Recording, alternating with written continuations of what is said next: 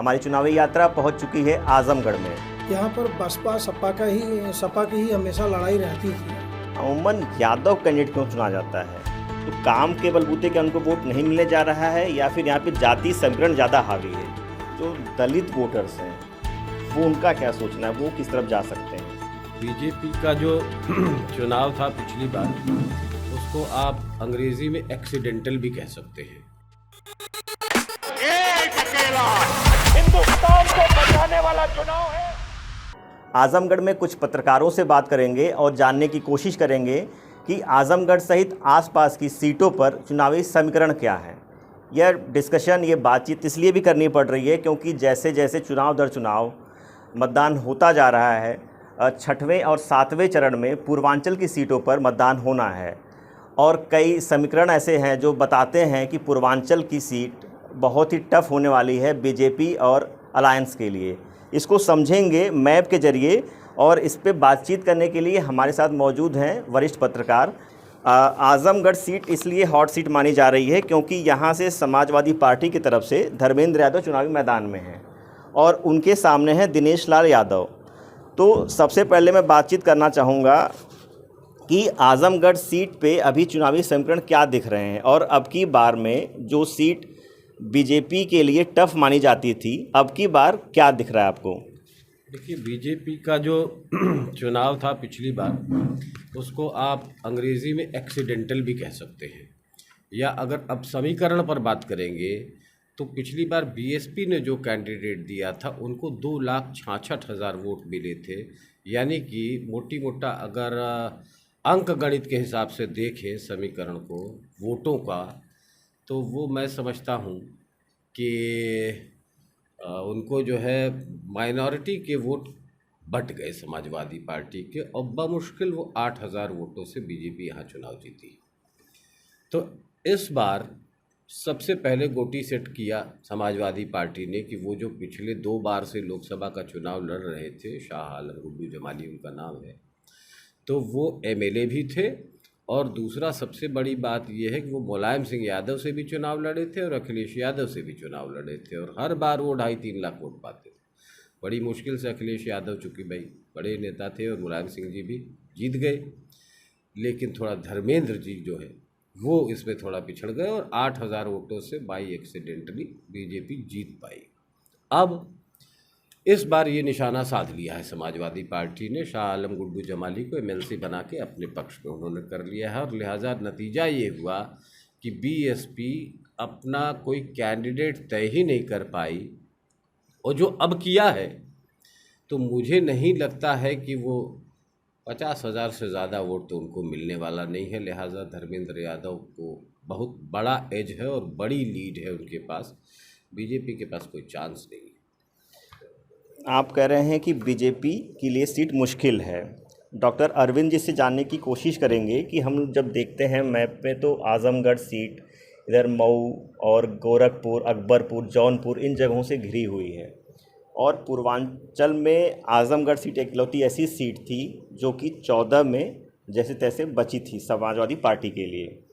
अब की बार आखिर ऐसा क्यों लग रहा है कि ये सीट वापस समाजवादी पार्टी के खाते में जा सकती है? देखिए, आजमगढ़ की जो राजनीति है, जो इसको समझते जो लोग हैं, आजमगढ़ में मुस्लिम और यादव का जो कम्बिनेशन है वो पहले से रहा है और ये कह सकते हैं कि अभी आशुतोष द्विवेदी ने जो बात बताई है, तो इस बार में जो शाह आलम गुड्डू जमाली हैं, जो लगातार वो चुनाव लड़ते रहे हैं एमपी के और हालांकि वो कभी बन नहीं पाए, लेकिन एक अच्छा वोट परसेंटेज वो काटे हैं। समाजवादी पार्टी ने इस बार जो अपने तरफ इनको मिला लिया और एमएलसी बना दिया, तो जो उनका जो कह सकते हैं जो ज़मीन है जो उन्होंने तैयार किया वो पूरी तरह से अब इधर शिफ्ट होगी ऐसा लगता है। तो ऐसे में जो यादव है वो ग्रुप पूरा आ रहा है, मुस्लिम पूरा आ रहा है। अब रही बात दलित की, तो दलित में अभी भीम राजभर को मायावती ने उतारा था, भीम राजभर से बदल के फिर कोई सबिहा अंसारी उनको ले आया, अब सबिहा अंसारी के पति को ले आया। तो बड़ा कन्फ्यूजन है कि ये चुनाव वास्तव में मायावती लड़ भी रही हैं या बस लड़ने के लिए लड़ रही हैं।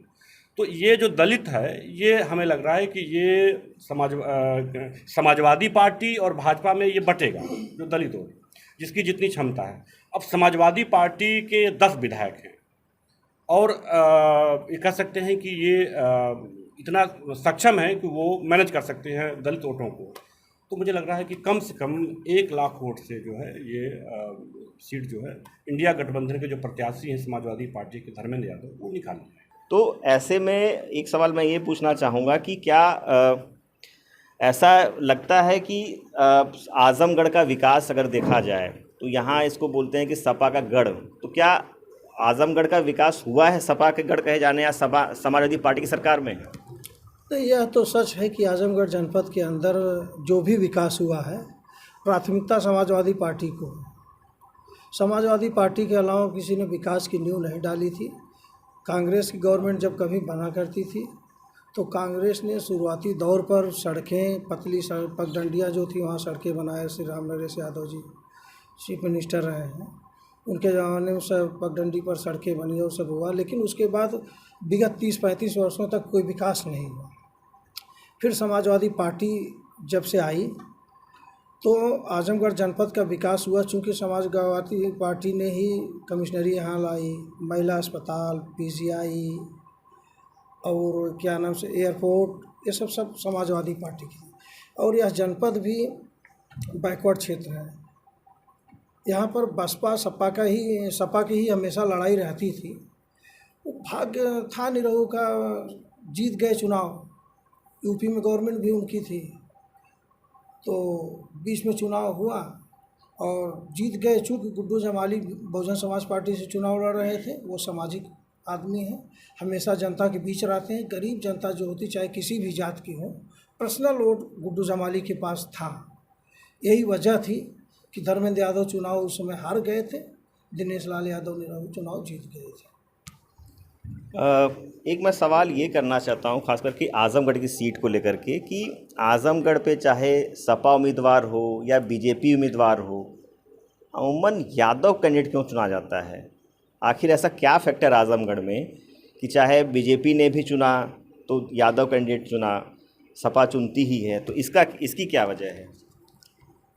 जहाँ तक मेरी जानकारी है, जो पुराने लोगों से हमारी बातचीत होती रहती है, तो उसमें यह ज़िला कभी चरण सिंह ने अपना माना था, उनके बाद नेताजी मुलायम सिंह ने इसे अपना माना, यहाँ तक कि कहा कि आजमगढ़ धड़कन है। और जहाँ तक विकास सवाल है, समाजवादी पार्टी का उदय जब हुआ, उसके बाद पहली गवर्नमेंट बनी, तो आजमगढ़ में जो विकास किसी ने देखा नहीं था वह देखा। 2009 में हार के बाद नेताजी अगर यहाँ सांसद चुने गए तो उन्होंने उसका कर्ज भी उतारा। मुझे नहीं लगता कि शहर के लोग डिवाइडर कभी देखे थे, लेकिन आज शहर के लगभग सभी सड़कों पर आप डिवाइडर देख रहे हैं। तो ऐसा नहीं है, आजमगढ़ जिस विकास की बात आज दूसरे लोग कह रहे हैं, वह विकास वाकई आजमगढ़ का समाजवादी पार्टी गवर्नमेंट में ही दिखा। बाकी जो आज विकास की गाथा कही जा रही है, वह कहीं न कहीं से उसकी बुनियाद सपा के सरकार में ही रखी गई थी। चाहे आपका पूर्वांचल एक्सप्रेसवे हो, चाहे आपकी हवाई पट्टी हो, ये चीज़ें तो उन्हीं समय में थी। आज उसको थोड़ा और डेवलप करके अगर उसे अपना कहना है तो भाई किसी को रोक नहीं सकता। और जातिगत समीकरण की जहाँ बात, तो चीज़ें जो इतिहास हैं, जो हमारे आंकड़े हैं, वो बताते हैं। भाई लालगंज सुरक्षित का जब गठन हुआ 1962 में, उसके बाद आजमगढ़ अलग हुआ, सामान्य हुआ। अब आजमगढ़ में जातियों के आंकड़े को देखते हुए बात किसी समाजवादी पार्टी की नहीं है। कांग्रेस ने भी यादव प्रत्याशी उतारा, सोशलिस्ट पार्टी ने भी उतारा, प्रजातांत्रिक सोशलिस्ट पार्टी ने भी उतारा। और यही नहीं, जब आप मतलब इसको रिकॉर्ड के आधार पर अगर माना जाए तो अंत में भारतीय जनता पार्टी को भी महसूस हुआ कि बिना यादव के नैया पार नहीं होने वाली है, और उस रमाकांत यादव को टिकट दे दिया गया, जिसके बारे में क्या कहा जाए। भारतीय जनता पार्टी के लोग बहुत कुछ कहते थे, नैया पार हुई। आजमगढ़ के इतिहास में कमल खिला, तो वो भी रमाकांत के आगे यादव लगा था, इसलिए खिला। और कुछ उनका व्यक्तिगत अपनी बिरादरी में पैठ, मतलब यादव के अलावा बीजेपी का कोई सांसद और दूसरा नहीं बना है? नहीं बना। एक मैं और आजमगढ़ सीट को लेकर के बात करना चाहूँगा कि यहाँ पे जो दलित वोटर्स हैं, वो उनका क्या सोचना है, वो किस तरफ जा सकते हैं? दलित वोटरों की यदि बात की जाए तो उनके दिमाग में जहन चल रही कि हम फ्री का कब तक खाएंगे, हमको रोज़गार कब मिलेगा, ये हमें पंगु बनाया जा रहा है। ये उनकी सोच है। तो दलित जो फैक्टर चलेगा, हमको लग रहा 50-50 जाएगा, जबकि बीजेपी सोचती 100% हमारे हैं, लेकिन 50-50 जाएगा। सपा की तरफ 50, सपा उधर आधा उधर जाएगा। और बसपा की तरफ बसपा को पसंद नहीं कर रहे, वो सब ये सोच रहे हैं कि मायावती सिर्फ बीजेपी को जिताने के लिए उन्होंने कैंडिडेट उतारा है, उनके जहन में ये चल रहा है। तो ये तो हुई आजमगढ़ सीट की बात, जिसमें हम लोगों ने देखा कि लगभग एक रुझान यही है कि ये सीट समाजवादी पार्टी की तरफ जा सकती है। एक अकेला हिंदुस्तान को बचाने वाला चुनाव है। 400 हारने जा रहे हैं। हम्मा रोडों पर बीजेपी इस खरब अब की बार भाजपा तड़ी पर। पूरे देश में उसका नाम हो गया। राम का मंदिर का ये सपा और कांग्रेस के लोग बना पाते।